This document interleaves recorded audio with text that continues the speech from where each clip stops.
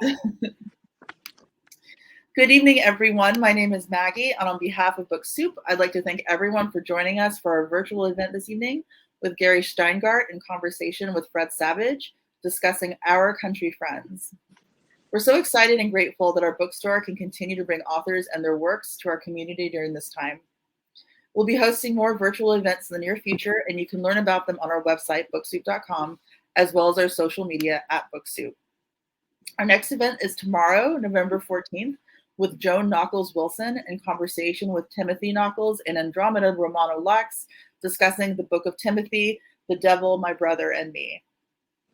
Support our bookstore and our authors and purchase a copy of tonight's featured book.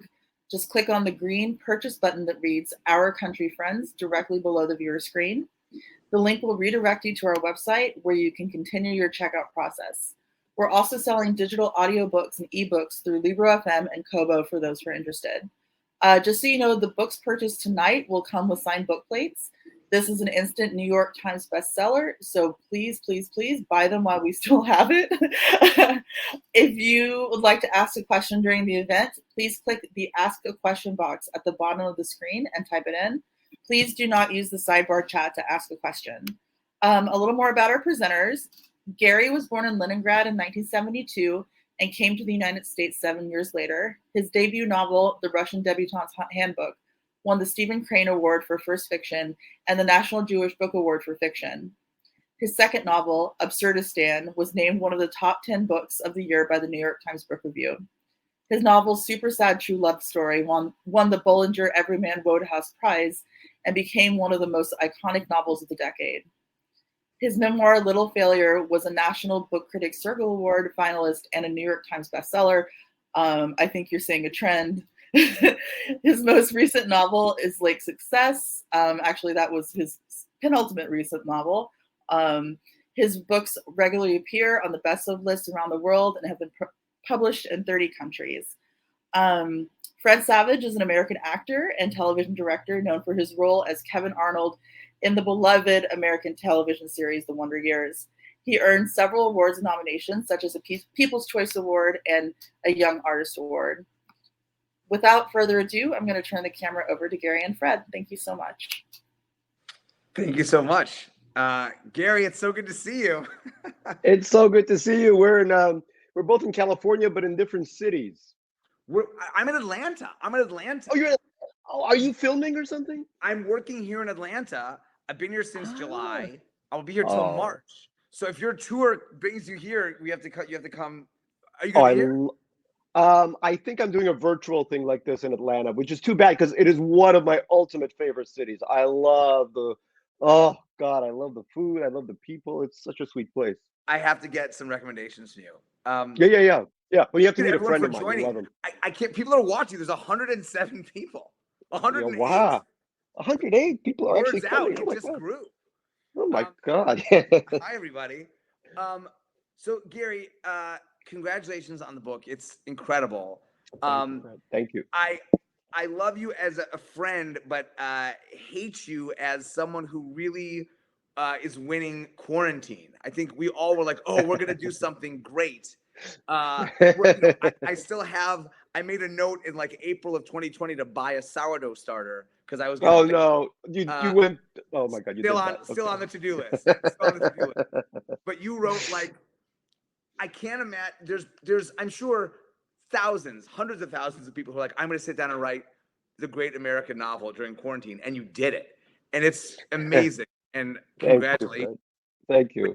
But this was a pivot, right? This was not not the project you were working on. Was this mid-quarantine? You're like, when did you decide when did this kind of generate in your? When did it generate? Yeah. I would say that it started right during March because one thing that happened, first of all, I can't bake bread or anything. I can barely make tea. I'm just not handy with these myths. So around March, I actually had about 240 pages of a novel all set and ready to go. And it was one of those kind of, funny novels. It was set in a dystopian future in New York but it was about how NYU, New York University, took over most of Manhattan and had its own army and navy, and it was that kind of ha-ha kind of book. So my dystopian satire wasn't all that dystopian. Actually, NYU would be nice if they took over. Yeah, it's not that far. They kind of are. They're almost there. I live in a little building surrounded by NYU dormitories, so Yeah, maybe that was just my way of processing my own anger at NYU. maybe. So it was kind of an academic satire with NYU as the target, and then the pandemic started, and we were already going through some perilous political times. But combined with the pandemic, I thought, oh my God, this really is much more dystopian than my silly NYU takes over the world novel. So I decided I can't keep writing this thing, even though I had 240 pages. And I don't know if this has ever happened to you, Fred, where you're doing a project, you're so far along, and then you're like, this whole thing must stop. So I did that. I trashed all 240 pages, and I decided to pivot to a novel which would be about the very present day. And it really became, I've never done this before. I've either written about the recent past or the near future. I have never written contemporaneously with what was actually happening. And the book literally, I wrote 3 pages a day, so it took about 150 days, including weekends, to do it. And during that time, everything that happened in real life is in the book. So the pandemic begins and we're all wearing gloves because we think, that it's all any surface is going to get us sick. I remember being scared to death of toilet plumes. I think they were aerosol plumes from toilets. Like I remember going to a restaurant when they opened and doing my business and then hitting that flusher and then running out of there and running to another bathroom to wash my hands. So all of that is in there, and then of course all the political turmoil that happened, the protests after George Floyd, everything kind of made it into the book, but hopefully made it into the background of the book, not the center of the book. Because what I always think is that books should be, and TV series, and I mean, The Wonder Year kind of comes to mind too. There's the personal relationships, and then there's the history that's in the background. And you can't have one without the other. But at the same time, you kind of need both to draw the viewer or the reader in. So that's how it happened. I couldn't bake bread, and had a failed novel about dystopia that seemed too mild to really do. So, and also I was reading a lot of Chekhov, and Chekhov is, all about the countryside, etc. So that was another huge inspiration. Yeah, I think the pandemic as background, it definitely works, and also speaks to the ideas of of distancing. That's a huge theme, and who to let in and who to let close and why, Right. how, Right. when, how quickly people can be to your ability or willingness to abandon people, when they're no longer Yes. convenient or well. I mean, Yes. I feel like there was a joke that I think was so relevant about like humanity and our relation to one another during the pandemic, and still, even now, is that in from the beginning of time till 2020, when you sneezed, people said, "God bless you, gesundheit." Yeah. And then from 2020 to today, people sneeze and they say, "Get the hell away from me." Yeah. And Yeah. For it's sure. really this like distancing. Yes. Really Yes. speaks thematically, I think, to what you're writing about. Right. And when you think about it, the distancing wasn't just people you never met, because anybody had the equal chance of being a carrier. And you would drop them so fast. You drop them so fast. Yeah, any friend that sneezed was no friend of mine, and it's horrifying because we become very different people when that happens, I think. Absolutely. And very quick to remove yourself from people or situations. And so this going out to this country house, there's another big thing thematically, I think, that works that I wanted to ask you about is, everyone who's there at the house is, a refugee, right? From COVID, from New COVID, York, right. from people. Right. But Right. they're also all refugees from some other part of their life. And I wanted to Yep. ask you, what is it to you, and what does it mean to belong? To be alien or to be native, because everyone in your novel is struggling with some sense of belonging. Yeah. Whether was it Vinod who was memorizing the Declaration of Independence at an As a early child, age. yeah. You know, the code switching of dropping accents and what language to speak in and when, and Right. what your identity even is. You know, who you're adopted by, where you're born. Yeah. And there is some idea of escaping to this country house, where you can hit reset and everyone's just nowhere. But that doesn't really happen because No. a sense of belonging is something you carry in yourself. It's not necessarily something Sure. that's on you from Yeah. the outside. Yeah. No, you hit upon some good points there. I mean, it's an escape to a country house, but for many of these characters, 6 out of 8 characters were born outside of the United States. So for their parents, it was an escape not to a country house, but escape to a country. And I think, and another, I can't remember, it was I think a reviewer or another writer said that in some ways the virus itself is a kind of migrant that migrates around and then can land in that house as well. So it's absolutely, yeah, the 6 people, there's two are from Korea, one is from India, and 2 more are from Russia, and they the owners of the house, Sasha and Masha, have a daughter named Natasha. Russians are like that, and she's adopted from China, so she's also born abroad. So everyone has a kind of background story in coming to America, either themselves or through their parents. And at this point, they find themselves in a country that is suffering a crisis on a level that their own parents have known in India under partition, or Korea during the Civil War and the Japanese occupation, or Russia under Hitler and Stalin. But also, they came to the golden land, and now the country isn't working for them because everything is kind of going into decline. More people are dying of the virus in America at this point than anywhere else. And just 100 miles to the south of them is the city where their parents first came, New York. And that city has been ravaged at that point, especially. The epicenter of the crisis, as I'm writing this book, is in Elmhurst, in Jackson Heights, in all these parts of Queens where immigrants such as myself and refugees such as myself grew up.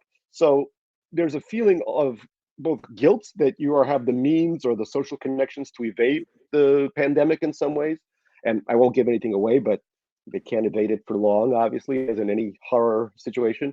But the feeling of guilt, and also a kind of sorrow that the place that you thought or your parents thought was the safe place all of a sudden isn't. Yeah, and the safe place, this idea of home, of belonging in home. I think you mentioned in the book, one of the great last lines of literature. But I think you kind of end yours. The last line of the book, for those of you who haven't read it or who have, is at long last, it was time to go home. And I think this idea of the journey home is just a canonical, whether it's everything from the Odyssey to the Wizard of Oz to E.T. The journey home is an incredible one. And I wanted to ask you what that means, that sense of home. It's such a fluid idea. And even, again, not to give anything away, but even the sense of home that Sasha and Masha have evolves, over the course of the novel. And this idea of home and where you feel safe and accepted and warm seems to elude all your protagonists in one way or another. So what does that journey home mean to your characters, and also just to you? How would you define that idea of home? Sure. I mean, I think that for me, home is friendship. I come from a, should we say, difficult family. I love my parents, but we are incredibly different people. Right now, they're in Queens, and they refuse to take the vaccine because they watch Russian state television, and which tells them that millions have died from Pfizer and Moderna and stuff. So while I do have a sense of home when I see the house where I grew up, in part in Queens, for me, home was always the group of the family that I made on my own, which is the friends that I have. I mean, now I have my own family with a wife and child, but my friends, especially the friends that I acquired when I was a little older, and I went to a high school, which was the same high school that the many of the protagonists of Our Country Friends went to. It was a math and science high school in Manhattan called Stuyvesant High School, where almost, I think now it's like 80 or 90% are either Asian or immigrants from somewhere like Russia. So a lot of the friendships I made then and after that kind of informed the idea that you can have parents, but sometimes your parents don't quite know how to navigate the world, maybe because they come from someplace so traumatic that America doesn't really fully make sense to them, or at least the advice they impart is, I have the one Indian American friend whose father told him when he was a teenager, he said, "No one will ever love you because you have very poor muscle tone.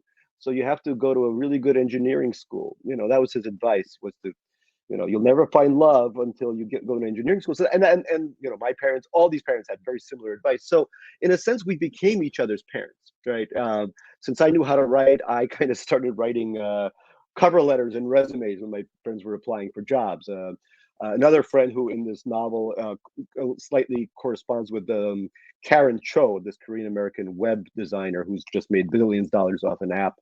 Um, she she would dress me as much as she dresses the characters in the book, because I had terrible style in clothing, and she would take me to these vintage shops like Screaming Mimi's on Lafayette in Manhattan, and she would sort of dress me from head to toe. So we all took care of each other, and as do the characters in this book.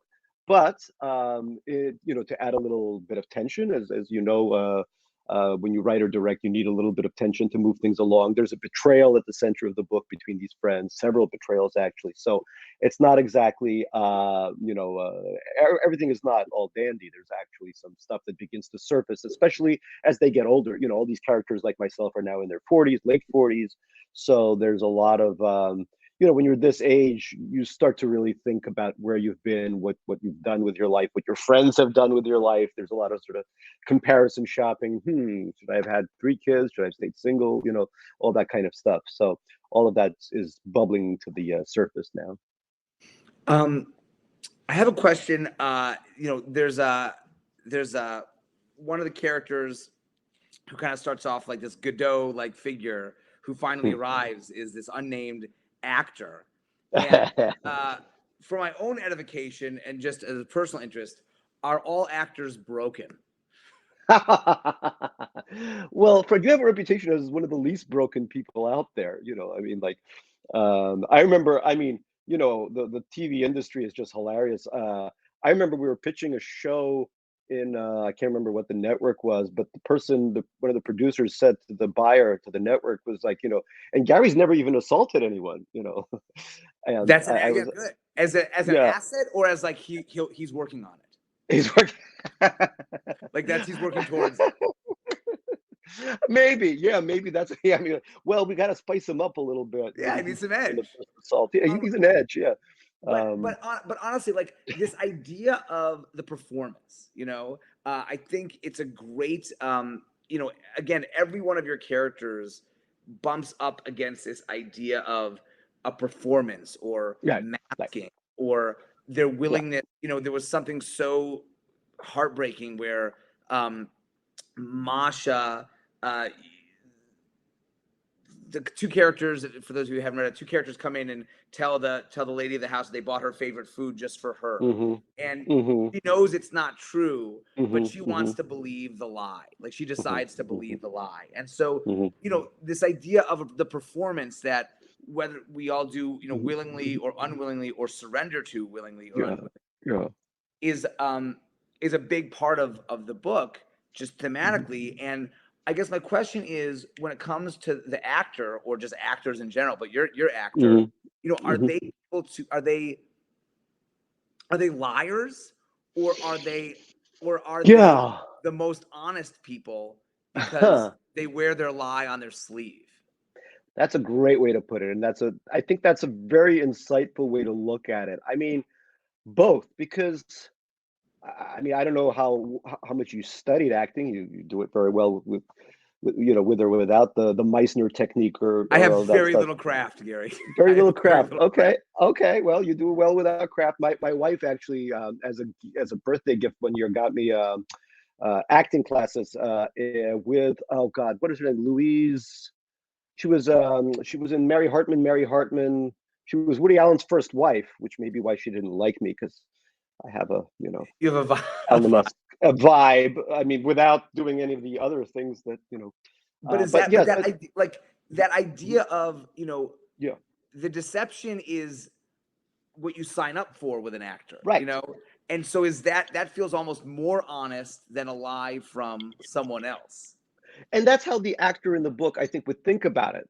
He says, I've been conscripted to play these roles, right? But you, the rest of you, are actually always lying to yourself without fully acknowledging that you're acting. I am an actor, and I have to do this. And the way a psychiatrist is supposed to sort of reflect people back at them, in psychoanalysis, that's what the actor does or thinks he does as well. Now, I'll add another coda to this, that I think when Louise Lasser, somebody wrote, yes, Book Soup, thank you. Oh, Louise right. Lasser, Yes. God, Yes, exactly. she was amazing. She kept screaming at me saying, Gary, you're fake and manipulative. And I'm like, I'm a New Yorker. What do you want? But absolutely true. I think as immigrants, you also are a kind of actor for a long part in your life, because neither part really feels 100% true. When you're home with your parents, there's an American, we only spoke Russian in our house, as did many of my friends who spoke, Korean or Gujarati or Russian or whatever. But when I'm with my parents, I was thinking, okay, this must be my true self. But a lot of what they were saying didn't make any sense to me on an American level. So that can't be my true self. Then I'm in school. I'm first struggling with an accent. I'm struggling with English. So I'm trying to be all American. Hey guys, what's up? But a part of me knows that's a completely fraudulent thing too. And I'm kind of overcompensating for a lack of native born Americanness, So it really, I've always been fascinated by acting because of that, I think, because of that kind of duplicity that one has to take on when one is really straddling two cultures all the time. And I think maybe that's why a lot of actors are have some kind of dual identity. I mean, some of our best actors now are Australian, apparently, and uh, I obviously they're English speakers, so they can master the accent. But there's always something fascinating to me about the way actors are able to, and obviously there is so much craft involved, and but I like to think that there are some overlaps between writing and acting, in the sense that when I write, and especially for writers like me that are very dialogue intensive, I act out whenever I write. I'll just read it out loud and try to pretend I'm each of these characters to make sure that the sort of bullshit meter doesn't go off. Because I mean, I teach writing at Columbia, and I have lovely students, but the one thing that I try to teach them is don't write like a writer. If you're going to have dialogue, if you're going to have people interacting, make sure that it's not written in some kind of high prose style. Make sure that you're actually talking the way people talk. And I have them read scripts from stuff like The Sopranos, for example, that where every line is just pitch perfect and written just perfectly. So yeah, I mean, I really love I love TV now. I love all of it. There's a lot of, I think, overlap between novels and TV at this point. Oh yeah, absolutely. And I think all the time about this idea of like, what's the truth? Like, what's real Mm-hmm. and what's Mm-hmm. a put on? Right. And does it matter? Like, what's the difference and does it matter? I think about Now, it all the time, mm-hmm. because Mhm. to a lot of people, it doesn't matter. You know what I mean? Like we're Mhm. all struggling with some, masking, lying, Yes. performance, Yes. code switching for immigrant, from Code an switching immigrant for immigrants. perspective. Yeah. Like, uh, uh, what's the truth and does it matter? For and how like and how your characters in this book feel about that. I would say that By the way, most people. I've been watching. We've lost zero audience. We are That's clipping. amazing. We are No, you are, clipping. Fred. You're amazing, because I've seen those things drop before. I So mean, and there's don't leave now. Don't leave now. yeah. But No, I'm someone's very. like, okay, I'm gonna prove them wrong, I and know, I I'm know, I know. It's gonna like leave. Yeah. Paddington 2 couldn't have 100% on Rotten Tomatoes. All right, keep going. Keep going. Well, I'm sorry. Now Just I about forgot what we're. like the truth Oh, the versus truth. Yeah, yeah. and what's the truth and what isn't, and does it matter? Most of us don't fully, including people who are knee deep in discovering who they are, such as writers and actors, but also psychiatrists. I mean, I think nobody fully understands who they are. And to me, that's comedy. The funny thing is that I think I'm a giraffe, but I'm 5'5" and I'm more like an aardvark. But in my mind, I'm a giraffe. My wife has this dog, this Jack Russell Terrier that thinks it's a bulldog. It's not. It's this. You can swat it away with. And to Right. me, that is really funny. This book has almost every character is a combination of 7, 8, 9 people. But I once wrote a book, Absurdistan, where the main character was really based on this guy I knew. It was this 340-pound Russian oligarch. And one day after I published the book, I see the guy approaching me, and I'm like, holy crap, I'm about to get my ass kicked. But he runs up to me and he says, Gary, I loved Absurdistan. Who's that jerk Misha? Right? Because people never understand who they are. Their view of themselves is so different from an outsider's view of themselves. So when we're looking for the truth, it's not, there's your truth and there's other people's truth. Those truths may differ as well, but there's no real way to acknowledge who you are. I wrote a memoir when I was 39 because I felt like I was forgetting too many things about my past and I wanted to capture them. But I bet a lot of that memoir is simply not true, not because I set out to lie, but because the way I had remembered the past didn't jibe with what had actually happened. So there's no 100% truth. There really isn't. I know that sounds awful because we're living in an era of untruth now. But I think as far as people know themselves, a lot of it is untruth. I wanted to ask about, and I found this an incredible experience in reading the book, where I don't think I've ever had this reading a novel. I think Our Country Friends is the first book I could hear. I feel like sound plays a big role in the book. You use it as transitions to kind of jump from bungalow to bungalow. It's this common thread that connects people who are separate. They hear things, and whether it's a crack of a limb on a tree, or a peal of gnats' laughter, or a gunshot, or you play with this idea of the crunch of gravel down the driveway. You play with that phrase a lot, or shattering glass, a scream at night. Like, sound is a big unifier of the book, and it brings all these kind of disparate elements in the book together through the sharing of sound. And I wanted to just ask you, I've never really heard a book like this that you've written it. It's such an important thing. And I wanted to just ask you, what informed that? It was obviously very conscious. Is it just that in this time of kind of quietude, sounds become so much more important? That's what happened. Yeah, that's exactly what happened. That's a very close reading, Fred. Yeah, that's exactly what happened. I would say, everyone has different sensory inputs. For me, smell has always been a very potent. I'm like a beagle. I'm very sense heightened. And so I think in previous books, I was very much attuned to smell. I'm as someone who I'm no longer allowed into Russia for political reasons, but I used to go back to Russia, and all these smells evoked so much of my childhood, from the smell of the electricity when the metro went by in Leningrad or St. Petersburg now. All of this stuff and the smell of people. People have different habits of hygiene in different parts of the world, and which is great. I don't privilege one over the other, but my nose is so attuned to, I know what you've eaten just by smelling a person nearby. But in this book, yes, the oral sense was so much more important because, as you figured it out, I was living upstate.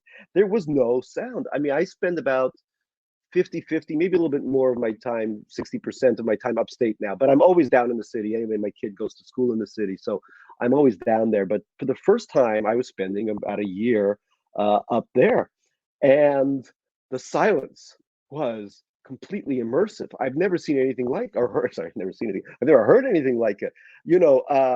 A friend of mine who moved up there, he from the city, he called the police and he said, "There's a murder happening outside." He was like, "Listen to this," and the police were like, "That's owls. That's the barred owl, and they're probably mating or something." And he was shocked that an animal could make a noise that sounded like someone was being killed. But it was all like that. It was quiet, interspersed with new sounds of nature that now were everywhere. And also, I fell in love with nature in a way I haven't since I was a kid, because we saw things. Oh, it's dandelion season now. Okay, the dandelions are coming in. Now the Japanese elms are coming in. All of these things. And everyone I knew, all my friends up there who lived there, we all started downloading these apps, and we're all just, that's the kind of the sad part, that all of us are such city kids that we needed apps to tell us, what an oak was. But we were all running around being like, oak, or deer.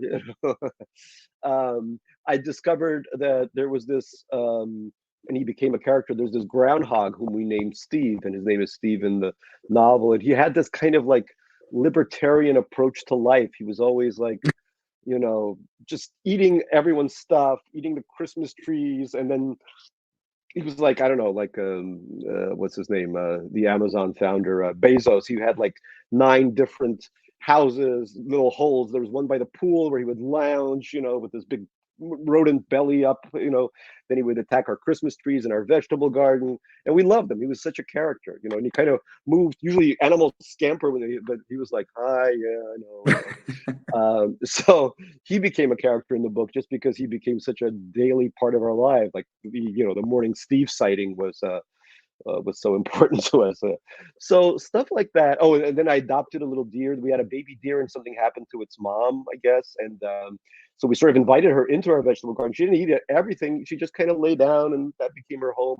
All these things, like Bambi. The whole thing was just bananas, And I guess I really began to appreciate. I've always been a big New Yorker.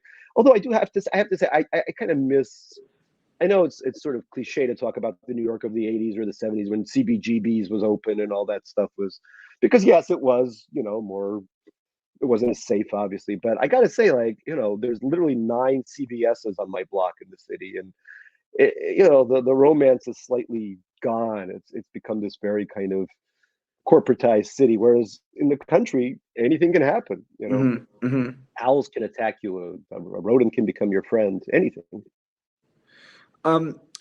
There, you had mentioned, you were reading a lot of Chekhov, and obviously Uncle Vanya is a big, corollary. Cherry Orchard for sure. There's you stick close to your Russian literary predecessors. Anna Karenina is a big part of the book. Yeah. But I wanted to the literary corollary that I wanted to talk to you about the most, because I feel like your novel is full of complicated people treating each other genuinely not great. Like there's lies and betrayal and sex and lust and envy and jealousy, and they're petty and they're small and they're wounded and then they wound back. And, but at the core of it, it's a very romantic novel. It's a very beautiful romantic novel. And I think that the Decameron is something that is talked about, and I want to talk about the character that you actually named D. Cameron. D. Cameron, but this idea, the Decameron, obviously written, the 14th century, about people getting away from the plague. This incredible corollary. But at the core of those stories, to me, is really that art,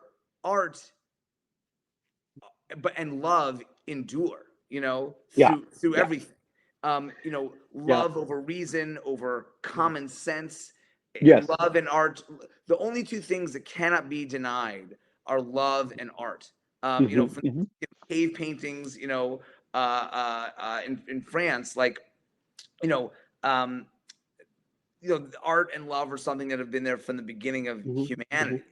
And I think that you're saying the same thing. You've escaped from this plague, and there's all these awful things, but the one thing that they cannot help but kind of pop its head up from the ground is love and art. And I think there's something incredibly romantic in this very complicated book.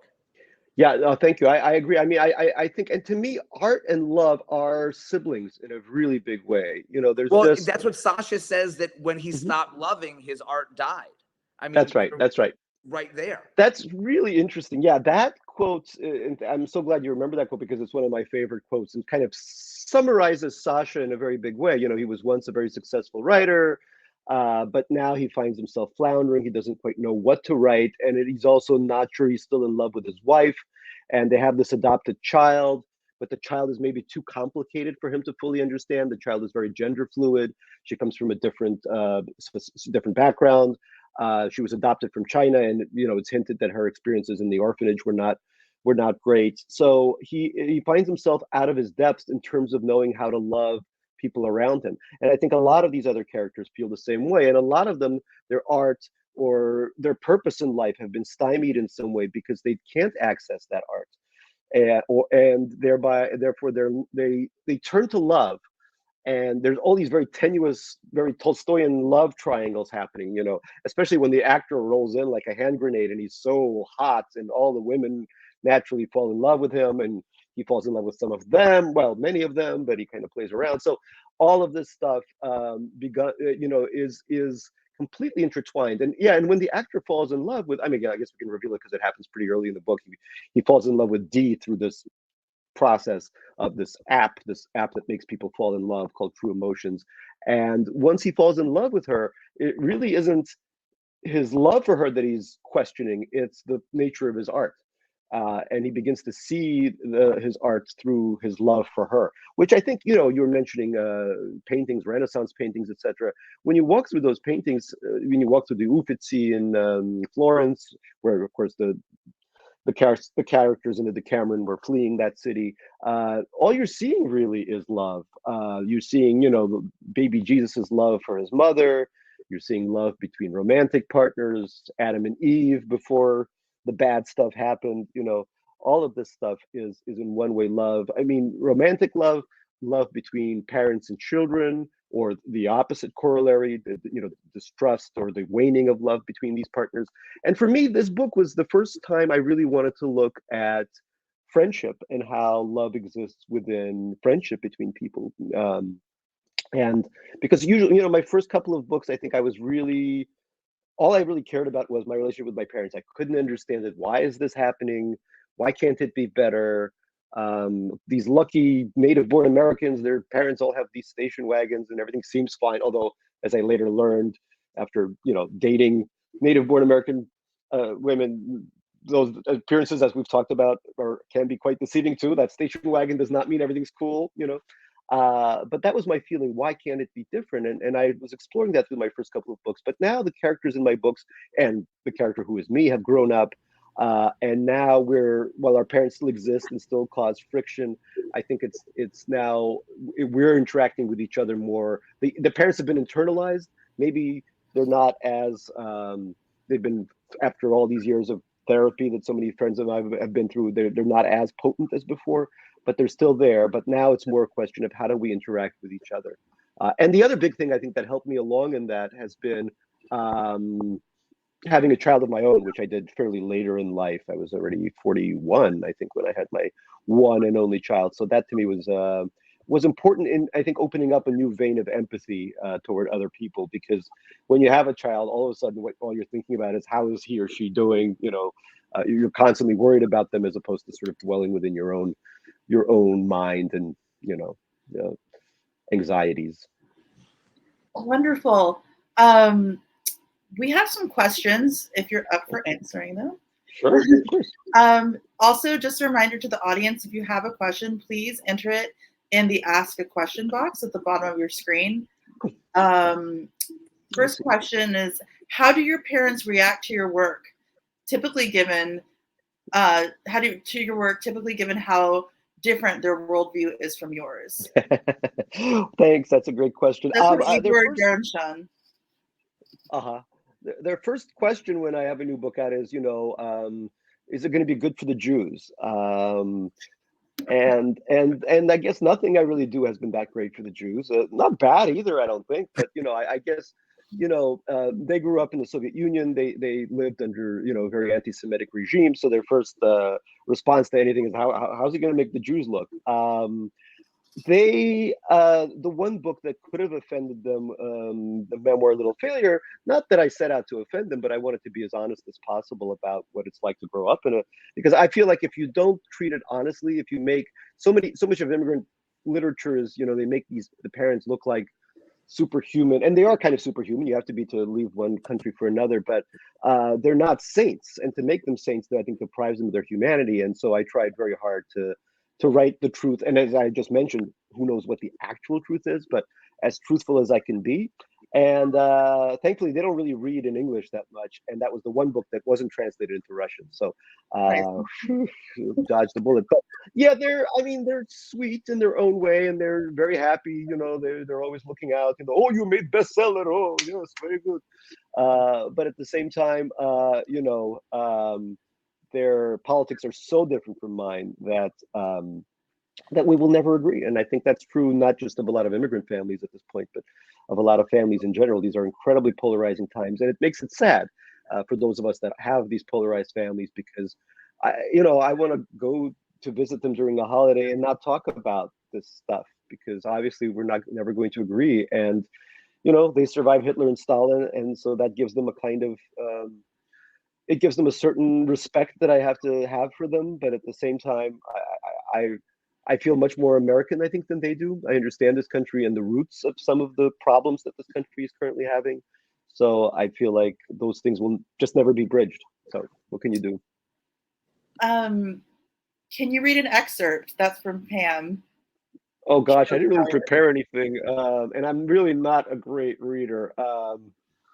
I don't even have a book near me. Oh, yeah, I have some notes. I don't know. Okay, I'll read a paragraph. How about that? Great. Well, Fred, why don't you read a paragraph? No, I don't want to put you in the spot. I mean, I happen to have a book right here, but no. You want to? No, you do it. Oh. You do it. No, Okay. no. All right. Okay. I'll read a paragraph from the start. The only happy member of the household was Alexander Borisovich Senderovich, known as Sasha to his friends. Happy, we should say, with an asterisk. He was agitated as well as excited. A windstorm had blown down the heavy branches of 2 dead trees flanking the driveway, scattering the sea-green expanse of the vast front lawn with their dead white rot. Senderovsky liked to expound at length upon the entropic nature of his estate, the way all manners of growth was allowed to go its own way, sumacs elbowing out more well-heeled plants, ivy poisoning the perimeter, groundhogs bringing destruction upon the gardens. Yeah, someone wrote, dance, boy. But yes, so you see already all the different things that I mentioned. We were talking, the groundhog already makes an appearance on the very first paragraph. The trees, yes. So the trees, as we began the pandemic, these storms came and blew all these trees down onto our driveway. It's a very long driveway. It takes forever to get to the house. And, we were calling all these tree guys, as they're called. But the tree guys were all now hired by the billionaires fleeing New York who had bought these estates with 8,000 fallen trees. So they were obviously going to work for them. So everyone, I mean, I'm sorry, this does not, cry me a river, poor second homeowner, but those of us who had lived upstate forever were all of a sudden outflanked by, these people who were, building helicopter pads for their helicopters and stuff. It became sort of the Hamptonization of that adorable part of the world. So all of that is the beginning of the book, where Sasha realizes just how completely clueless he is, and how, which is really me. I mean, I just learned how to drive like Sasha. I just learned how to drive 8 years ago, and I am very lucky that the car my wife made sure I bought was the safest on the market, and it kind of, even 10 years ago, it sensed pedestrians and deer and just stopped. So it's always, or other cars, and it's always constantly braking for me. So I haven't killed anyone yet, like Sasha. And a question from Book Soup. What was it like to write without any hindsight? I know that there's big warnings about writing, in the moment, about the moment in the moment, but you did it very successfully and executed it perfectly. What was it like writing, during a very uncertain time that you couldn't really foresee the ending of? I think I got lucky in some way that, I don't know, that these were tumultuous times, and as a citizen of a defunct former superpower, I'm always looking for those kinds of horrifying times. In some ways, because I've written dystopia before, I can smell and hear one from a mile away, so I'm able to do that, to sort of assimilate those fears very well. In fact, many of the characters, I think, are also thinking, well, we came here from from failing societies, and now everything's falling apart around us. And also, I think I was inspired by the fact my wife is Korean American, and my kid obviously is part Korean American, and even in some towns around us, there were signs about the Wuhan virus or the China virus. She's not Chinese, she's Korean, but doesn't matter, you know. And so there's some scenes in the book where a car comes very close to knocking them down, and that kind of stuff actually did begin to happen to us. So I was experiencing it also on a very scary personal level. And also they were both wearing masks, not because of the virus, they were wearing it outside, but because my kid has allergies. So they see these two, you know, Asian people walking down with masks, and that activates a lot of impulses on the far right. And so that became a kind of that happened fairly early on, and I remember thinking, wow, this is a scary world we live in. And then just to that point, you know, I remember some people saying, Gary, one of my good friends, Sloane Crosley, right as I was starting to write this book, she published an essay in the New York Times about, oh God, please don't write a pandemic novel, people. And I just did a reading with her where we were joking about that, because she thought nobody could execute it well, very fast. But I think my feeling was that we now live, I know many of you are probably looking at this, watching this from California. We now, or other parts of the country, we live in a time of perpetual disasters. Right now, it's a pandemic. It's going to be burning forests. It's going to be a water crisis. It's going to be rising sea levels in places like New York or Boston. It's going to be a deadly mosquito bringing a new kind of flu or a new kind of virus in. It's never going to end, you know, or even upstate, the ecology is changing so quickly. This time around, this summer, we were invaded by these jumping worms that were like this. I can't even do it. You can't even see it on the Zoom, but you know, they were gigantic and disgusting, and they would jump into our pools and hop around, and they looked like something out of Dune. I mean, it was like a Frank Herbert extravaganza brought to Rhinebeck. It made no sense, but here we were, and every year things are going to change because we've been so negligent with our environment. So when people say, well, you've written this, you know, novel about the pandemic, but pretty soon the pandemic's going to be over and then people just forget about it. I mean, that could happen too, but my feeling was, as I was writing it first, I didn't think the pandemic was going to go away anytime soon, because I felt like it was already so politicized and we had lost so much of our political will to do anything. And I also thought that if it's not the pandemic, it'll just be something else. That's a great answer. Yeah. So a little more lighthearted question. Sorry about that. I know. No. This is the time to ask hard questions. Sure. Literature, but you both have an affinity for watches. Why? Oh my! Yeah, Gary, what are you wearing? You wearing your 1675? What are you wearing? I'm wearing my 1675. The fact that Fred knows the reference number will tell you already how much he. Yeah, this is a Rolex 1675 that is a great watch for traveling because it tells you 2 times. So I can look up New York, and it is now 10 o'clock in New York.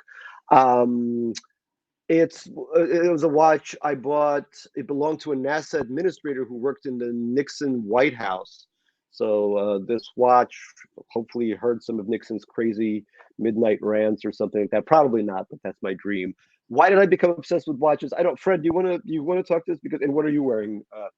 I'm wearing an Ennakar Sherpa Super Dive. I love those. It's a really cool little glossy.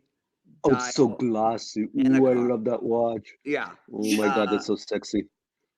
I thought you'd appreciate it, Gary. A little more off the beat. You like things that are a little more off the beaten path, and I do. I wore this for you. That was cool. Yeah, no, I love your beaten path watches. No, Fred has an incredible collection. We've both been on this show called Talking Watches on Hodinkee. Look up, Fred Savage Talking Watches. It's really sweet, and Fred's segment is adorable because he got his kids into watches, which I've been trying to get my kid into. But why? Why? But why? Oh yeah, Fred. Why? Why are we doing this to ourselves? Well, it started from an appreciation of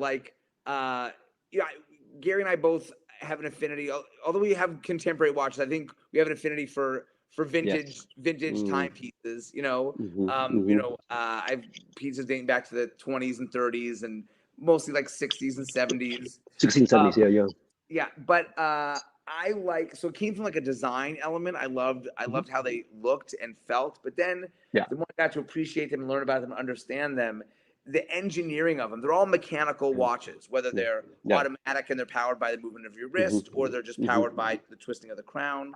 there are these marvels of like miniature engineering, and they're these like kind of living, beating things that if you don't take care of and feed by winding them, they die. And I just love I love it from an engineering and a design standpoint, but also it's like having like this living thing on your wrist that I really love. Exactly. Yeah, it's like I've never had a hobby before. I only started doing this about 5 years ago. I've never had a hobby before. I don't collect cars. I don't even know how to drive cars. What other hobbies do people have? I don't golf. I don't do anything. I barely move. I swim. I do swim, but that's not a hobby, I guess. But this, I've just fell hook, line, and sinker into it, and I think it's the in a quartz watch, that's battery powered, the seconds hand goes tick tick tick tick, but in a mechanical watch it has a more soothing sweep, and to me it's very therapeutic to watch that very smooth mechanical sweep, and it kind of when I'm away from my shrink or away from my Ativan bottle. Yes, someone says like a very expensive Tamagotchi. Exactly. Yes, there you go. See, oh my God, I love this audience. Yes, perfect. And it's also very nerdy, which I love. Nerdy. Like, oh my the people God. who are into it, like Gary and I met through the watch world, and everyone who's really into the watches are all in. Like, you could talk for hours over some small change in the font of a watch, or that's right. That's right. If there's crown guards or not, or what shape they are. Oh my God. Well, like, that's exactly right. It's very detail oriented, and it attracts very similar minded people. Similar minded, yeah, absolutely. I mean, I think some of these people, they don't know how to. I mean, Fred and I can sort of communicate pretty well, but some of these people, they only feel safe when they're able to talk about crown guards and glossy fonts and all this stuff, and that's how they make their few friends. So it's a sweet hobby. It's a sweet age for many people. Yeah. Okay, last question. Sorry, I know we have a lot of questions, but we have to move to our last one. My question to you, this is from Ravi Shankar. My question to you is how your Russian heritage informs your sense of what it means to be an American citizen at a point of utter polarization. That's a very good question, Ravi Shankar. Is that you're not the Ravi Shankar? I would say that there's a restaurant in my hometown of St. Petersburg called 1913. And I once asked the owner, why did you call it 1913? And she said, well, it was the only good year in Russian history. So I think I come from a background like that, where I always do expect the worst. And in fact, that's why I've written the dystopian novels I do. I want to pray and hope for the best. And especially now that I have a kid, I know that there's going to be that there's going to be a little Shteyngart running around in 20, 30 years, and I'm so fearful of the future that awaits him. In the book, some characters are worried about Nat, who's 8 years old, the same as my kid, and one of the characters says that she belongs to Generation L, as in last. And that, as I was writing that sentence, my own heart was breaking, because I have a kid. I know Fred has 2 kids, and it was just so frightening to write that. But looking at Russian history, which had the worst feudalism, the worst iterations of state socialism, and now the most horrific crony capitalism / authoritarianism, I'm prepared. I'm shocked when something good happens, but I'm prepared for the worst. And I think that's been my project over the last 6 books I've written, the 5 novels and and my memoir, is trying to transpose all of the social, political, economic disasters that I've seen and continue to see around the world, and that my ancestry has experienced, and trying to, and I think Fred put it best, when you try to project love and art onto both, trying to find something decent that has survived both things, and the worst societies have spawned some of the best artists. It wasn't always, sometimes political advances like the Renaissance in Italy did spawn a whole generation of great artists. But we were talking about Russian literature before. The horrible censorship and authoritarianism and actual possibility of death that accrued to writers in the Tsarist times, and even more so in Stalinist times. People died for their art. But for them to let go of their art would be the same thing as what Sasha was talking about, because love and art are so intertwined. It would mean to let go of both. And some people chose to let go of their lives as opposed to letting go of those two things. That's a unbelievable thing to think about. It's so chilling to think that people would do that. But they realized that without love and art, without being able to express themselves, without being able to pursue love, without it being chosen by society in the manner of, say, Winston and Julia in 1984, right? Then what is the point of living, right? And that is what scares me so much today when we talk about American polarization, and when we talk about it's the poet and artist Shteyngart. Actually, great. Thank you for that lovely question. Yes, exactly. So for me, I'm always writing with this kind of Soviet Jewish sense of humor, which I think is this kind of humor from the edge of the grave.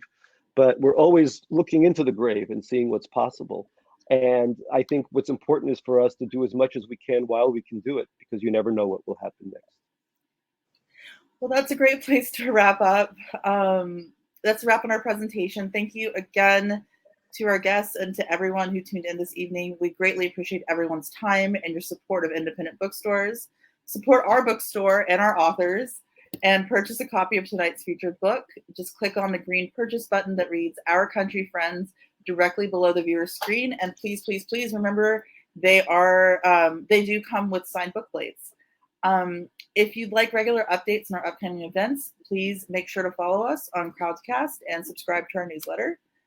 Thank you again to both of you. Have a great evening and stay safe, everyone. That was my pleasure. Good to see you, Thank Gary. you so much. Congratulations. Thank you so much, Fred. Thank you so much. I really appreciate it, buddy. Thank you. Good night, everyone.